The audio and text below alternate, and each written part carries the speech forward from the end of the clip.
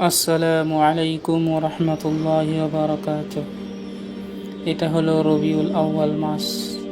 এটা সেই মাস যে মাসে বিশ্বনবী হজরত মুহাম্মদ মুস্তাফা সাল্লাল্লাহু আলাইহি ওয়াসাল্লাম এই পৃথিবীতে জন্মগ্রহণ করেছিলেন। তো তার জন্ম থেকে মৃত্যু পর্যন্ত জীবনের প্রতিটি বিভাবে আল্লাহ তাআলা বিশ্ববাসীর জন্য এমন নিদর্শন রেখেছেন যা দ্বারা তার নবুয়তের সত্যতা প্রমাণিত হয়। তার সুদীর্ঘ ৬৩ বছরের জীবনে মানুষের জন্য উত্তম আদর্শ রয়েছে। এ কথা স্বয়ং আল্লাহ রাব্বুল আলামিন সূরা আযহাবের ২১ নম্বর আয়াতে বলেছেন। আজ আমরা সেই শান্তির দূত রহমাতুল লিল আলামিন সাল্লাল্লাহু আলাইহি ওয়াসাল্লামের জন্ম বৃত্তান্ত ও শৈশবকাল সম্পর্কে সংক্ষিপ্ত আলোচনা করব ইনশাআল্লাহ। সম্মানিত উপস্থিতি, সৃষ্টির সূচনাতেই আল্লাহ তাআলা সমস্ত নবীদেরকে আমাদের নবীজির আগমন সম্পর্কে অবগত করেছিলেন এবং তার প্রতি ঈমান আনা ও তার সাহায্য করার জন্য জোরালো প্রতিশ্রুতি নিয়েছিলেন। সূরা আল ইমরানের ৮১ নম্বর আয়াতে আল্লাহ তাআলা বলেছেন, যখন আল্লাহ তাআলা নবীদের কাছ থেকে অঙ্গীকার গ্রহণ করেন যে আমি তোমাদেরকে কিতাব ও যা কিছু জ্ঞান দিয়েছি, তারপর তোমাদের নিকট যখন সেই পয়গম্বর আসবেন যিনি তোমাদের কিতাবকে সত্য বলে ঘোষণা করবেন, তখন তোমরা তার প্রতি ঈমান আনবে এবং তার সাহায্য করবে। তো আল্লাহ তাআলা আরও বলেছিলেন, তোমরা কি অঙ্গীকার করছো এবং এই শর্তের সাথে আমাদের ওয়াদা গ্রহণ করছো? তখন সমস্ত নবীরা বলেছিলেন, আমরা অঙ্গীকার করলাম। আল্লাহ তাআলা বলেছিলেন, তোমরা এই প্রতিশ্রুতির সাক্ষী থাকো এবং আমিও সাক্ষী রইলাম। তো তফসিরে কুরতুবি ও তফসিরে খাজিনে এই আয়াতের ব্যাখ্যায় লেখা আছে, হযরত আলী এবং ইবনে আব্বাস রাদিয়াল্লাহু আনহুম বলেছেন, আল্লাহ তাআলা সমস্ত নবীদের কাছ থেকে আমাদের নবী মুহাম্মদ সাল্লাল্লাহু আলাইহি ওয়াসাল্লামের আগমনের সংবাদ দিয়ে তার প্রতি ঈমান আনার আদেশ করেছিলেন। আর যদি তাদের জীবদ্দশায় তার আগমন হয় তবে অবশ্যই যেন তারা তার সাহায্য করেন এ মর্মে অঙ্গীকার নিয়েছিলেন। তো ইমানদার ভাইয়েরা, নবী ইব্রাহিম আলাইহিস সালাম আমাদের নবী সাল্লাল্লাহু আলাইহি ওয়াসাল্লামকে পাওয়ার জন্য আল্লাহর কাছে দোয়া করেছিলেন। নবী ইব্রাহিম ও ইসমাইল আলাইহিস সালাম কাবা ঘর নির্মাণ করার পর আল্লাহর কাছে দোয়া করে বলেছিলেন, রব্বানা ওয়াবআস ফীহিম রাসূলাম মিনহুম ইয়াতলু আলাইহিম আয়াতিকা ওয়া ইউআল্লিমুহুমুল কিতাবা ওয়াল হিকমা ওয়া ইউযাক্কিহিম ইন্নাকা আনতাল আজিজুল হাকীম। অতএব আমাদের প্রভু আমাদের বংশে তাদের মধ্য থেকে মানুষের নিকট একজন রসুল পাঠান, যিনি তাদের কাছে তোমার আয়াতসমূহ তিলাওয়াত করবেন, তো তাদেরকে কিতাব এবং হিকমত শিক্ষা দেবেন এবং তাদেরকে পবিত্র করবেন। নিশ্চয় আপনি পরাক্রমশালী ও নিগুড় অজ্ঞজ্ঞানী। বলা যায় এই দুয়ার বরকতে আল্লাহ তাআলা নিজের হাবিবকে ইব্রাহিম ও ইসমাইল আলাইহিস সালামের বংশে পাঠিয়েছিলেন। তো আমাদের নবী সাল্লাল্লাহু আলাইহি ওয়াসাল্লাম হলেন হযরত ইব্রাহিম ও ইসমাইল আলাইহিস সালাম এর দুয়ার বহিঃপ্রকাশ। আমাদের নবীজি ব্যতীত অন্য কোনো নবী একাধারে ইব্রাহিম ও ইসমাইল আলাইহিস সালাম এর বংশে প্রেরিত হননি। তাওরাত, ইনজিল, এমনকি বেদ ও মহাভারতেও বিশ্বনবী সাল্লাল্লাহু আলাইহি ওয়াসাল্লামের শুভাগমনের ভবিষ্যদ্বাণী ও তার গুণ পরিচয় বর্ণিত রয়েছে। তাই তো নবীজির দুনিয়ার আগমনের পূর্বেই ইয়াহুদ ও নাসারা মহলে তার আবির্ভাব এমন সুনিশ্চিত ছিল যে তারা তার আগমনের অপেক্ষায় দিন গুনছিল। তো শত্রুদের সাথে আহলে কিতাবদের কোনো যুদ্ধ হলে তাতে জয়লাভের জন্য তারা আল্লাহ তাআলার দরবারে বিশ্বনবীর ওসিলা দিয়ে দোয়া করত। সিরাতে শাস্ত্রের জগৎ বিখ্যাত পণ্ডিত মুহাম্মদ ইবনে ইসহাক রহমতুল্লাহি আলাইহি বলেছেন, রাসূলুল্লাহ সাল্লাল্লাহু আলাইহি ওয়াসাল্লামের আবির্ভাবের 1000 বছর পূর্বে ইয়ামানের বাদশাহ তুব্বা ইবনে হাসান মক্কায় এসেছিলেন। তিনি মক্কা থেকে ফেরার পথে মদিনায় উপস্থিত হন। তার সঙ্গে 400 ইয়াহুদি পণ্ডিত ছিলেন। তো মদিনায় উপস্থিত হওয়ার পর তারা সিদ্ধান্ত নেন যে তারা মদিনা ত্যাগ করে যাবেন না, সারা জীবন মদিনায় অবস্থান করবেন। তখন বাদশাহ তাদেরকে এর কারণ জিজ্ঞেস করলে তারা বলেছিলেন, আমরা আমাদের কিতাবে পেয়েছি যে এই জায়গাটা হবে আখিরি নবীর হিজরতের স্থান, তাই আমরা তার সাক্ষাতের আশায় এখানে বাসস্থান করতে চাই।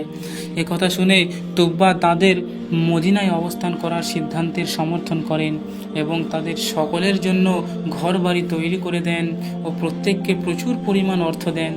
তারপর তুব্বা একটি কবিতায় রসুল্লাহ সাল্লাল্লাহু আলাইহি ওয়াসাল্লামের প্রতি নিজের ঈমান ও ইসলাম প্রকাশ করে নবীজির নামে একটি চিঠি লিখেন। পত্রটি ইয়াহুদি পণ্ডিতের একজনের হাত দিয়ে বলেছিলেন, যদি সেই নবীর দেখা পান তবে তাকে পত্রটি দেবেন, আর যদি তার সাক্ষাৎ লাভ না হয় তবে বংশ পরম্পরায়কে কেউ নবীকে দেখার সৌভাগ্য লাভ করবে, সে যেন এই পত্রটি নবীর হাতে পৌঁছে দেয়। তারপর তুব্বা নবীজির মদিনায় থাকার জন্য একটি ঘর তৈরি করেছিলেন। পরবর্তীতে সেই ঘরটি হজরত আবু আইয়ুব আনসারীর দখলে আসে। হিজরতের পর নবীজি মদিনায় এসে সেখানে অবস্থান করেছিলেন। বর্ণিত আছে, আবু আইয়ুব আনসারী রাদিয়াল্লাহু তাআলা আনহু নবীজির আবির্ভাবের পর আবু লাইলা নামক এক ব্যক্তির দ্বারা তুব্বার চিঠি মক্কায় নবীজির দরবারে পাঠিয়ে দেন। সিরাতে হলবিয়ার 2 খণ্ডের 113 পৃষ্ঠায় ঘটনাটি বর্ণিত আছে। তো ইমানদার ভাইয়েরা, সূর্য ওঠার আগে যেমন ভোরের আলো সূর্যোদয়ের সুসংবাদ জানিয়ে দেয়, অনুরূপভাবে যখন নবুয়তের সূর্যোদয়ের সময় হয়েছিল তখন গোটা পৃথিবীর আনাচে কানাচে এমন সব অলৌকিক ঘটনা ঘটতে লাগে যা নবীজির শুভাগমনের সুসংবাদ দিয়েছিল। মা আমিনা বলেন, নবীজি যখন গর্ভে আসেন তখন তাকে স্বপ্নে সুসংবাদ জানানো হয় যে তোমার গর্ভে যে বাচ্চা রয়েছে তিনি এই উম্মতের সর্দার। তিনি জন্মগ্রহণ করলে তুমি এই দোয়া করবে যে আমি তাকে এক আল্লাহর আশ্রয়ে দিচ্ছি। নবীজির আম্মাজান আরও বলেছেন, নবী ভূমিষ্ঠ হওয়ার সময় আমি এমন একটি নূর দেখতে পেয়েছিলাম যার আলোয় সিরিয়া ও বাসরা নগরের প্রাসাদসমূহ আমার সামনে ভেসে উঠেছিল। সুবহানাল্লাহি ওয়া বিহামদিহি। সহিহ বুখারীর ব্যাখ্যা গ্রন্থ ফাতহুল বারীর 7 নম্বর খণ্ডের 282 পৃষ্ঠায় কথা লেখা আছে। প্রসিদ্ধ মত অনুযায়ী রবিউল আউয়াল মাসের 12 তারিখে সোমবারের দিন নবীজি জন্মগ্রহণ করেছিলেন। উসমান ইবনে আবিল আস রাদিয়াল্লাহু আনহুর আম্মাজান বলেছেন, আমি নবীজির জন্মের সময় আমিনার কাছে উপস্থিত ছিলাম। সে সময় আমি দেখতে পাই যে সমস্ত ঘর আলোকিত হয়ে যায়। আরও দেখতে পাই যে আকাশের তারাসমূহ এমনভাবে ঝুঁকে পড়ছে যে আমার মনে হলো তারাগুলি আমার উপর ঝরে পড়বে। এই ঘটনাটি সহিহ বুখারীর ব্যাখ্যা গ্রন্থ ফাতহুল বারীর 7 নম্বর খণ্ডের 181 পৃষ্ঠায় লেখা আছে। মুস্তাদরাক হাকিমের 4177 নম্বর হাদিসে হজরত আয়েশা রাদিয়াল্লাহু তাআলা আনহা হইতে বর্ণিত আছে, একজন ইয়াহুদি ব্যবসার উদ্দেশ্যে মক্কায় বসবাস করত। যেদিন রাসূলুল্লাহ সাল্লাল্লাহু আলাইহি ওয়াসাল্লাম জন্মগ্রহণ করেন সেদিন তিনি এক মজলিসে কুরাইশদেরকে জিজ্ঞেস করেছিলেন যে এই রাত্রে কি কোনো পুত্র সন্তান জন্মগ্রহণ করেছে। তো কুরাইশের লোকেরা বলেছিল, আমাদের জানা নাই। তো এই কথা শুনে সেই ইয়াহুদি বলেছিল, আচ্ছা আপনারা একটু অনুসন্ধান করে দেখুন, আজ রাত্রে এই উম্মতের নবী জন্মগ্রহণ করেছেন, তার 2 কাঁধের মাঝখানে মোহরে নবুয়তের একটি নিদর্শন রয়েছে। তো লোকেরা সেই মজলিস থেকে উঠে খোঁজ খবর নিয়ে জানতে পারে যে আবদুল্লাহর এক পুত্র সন্তান জন্মগ্রহণ করেছেন। ইয়াহুদি বলেছিল, আমাকে সেই পুত্র সন্তানটি দেখাও। ইয়াহুদি যখন শিশু নবীর উভয় কাঁধের মাঝখানে মোহরের নবুয়তের চিহ্ন দেখতে পায় তখন সে বেহুশ হয়ে পড়ে গিয়েছিল। হুঁশ ফেরার পর সে বলেছিল যে বনি ইসরাইল বংশ থেকে নবুয়ত চলে গেছে। এই কুরাইশ বংশের মানুষেরা এই শিশু মক্কা বিজয়ের সময় তোমাদের উপর এমন আক্রমণ করবে যার সংবাদ গোটা বিশ্বে ছড়িয়ে পড়বে। তো হাফিজ ইবনে হাজার ফাতহুল বারীর 6 নম্বর খণ্ডের 583 পৃষ্ঠায় ঘটনাটি বর্ণনা করা রয়েছে। তো শ্রোতা মণ্ডলী, জন্মের পর 3 থেকে 4 দিন পর্যন্ত রাসূলুল্লাহ সাল্লাল্লাহু আলাইহি ওয়াসাল্লামকে তার আম্মাজান দুধ পান করান। তারপর নবীজির চাচা আবু লাহাবের দাসী সুয়াইবা দুধ পান করিয়েছিলেন। এরপর হালিমা সাদিয়া নবীজিকে দুধ পান করাবার সৌভাগ্য লাভ করেন। সে যুগে আরবের সম্ভ্রান্ত গোত্রের লোকেরা নিজেদের নবজাতক সন্তানদেরকে দুধ পান করানোর জন্য আশেপাশের গ্রামে পাঠিয়ে দিত। হালিমা তায়েব থেকে বনু সাদ গোত্রের মহিলাদের সাথে দুগ্ধপোষ্য শিশুর খোঁজে মক্কা এসেছিলেন। তার নিজেরও একটি দুধের শিশু ছিল। দারিদ্রতা ও অনাহারের কারণে তার বুকে এতটুকু দুধ ছিল না যা দ্বারা তার বাচ্চার ক্ষুধা নিবারণ করবেন। তাদের একটি উটনি ছিল, কিন্তু সেটিও তখন দুধ ছিল না। সে গাধার উপর সওয়ার হয়ে হালিমা মক্কা এসেছিলেন। সেটিও খুব দুর্বল ছিল, কিন্তু যখন তিনি নবীজিকে কোলে তুলে নিলেন তখন তার সৌভাগ্য, তখন তার কতই না সৌভাগ্য, তখন তার ভাগ্য খুলে গেল। যখন তিনি নবীজিকে নিয়ে দুধ পান করাতে বসলেন তখন তার মুখে এত দুধ আসলো যে নবীজি ও তার দুধ ভাই পেট ভরে দুধ পান করলেন। সুবহানাল্লাহ।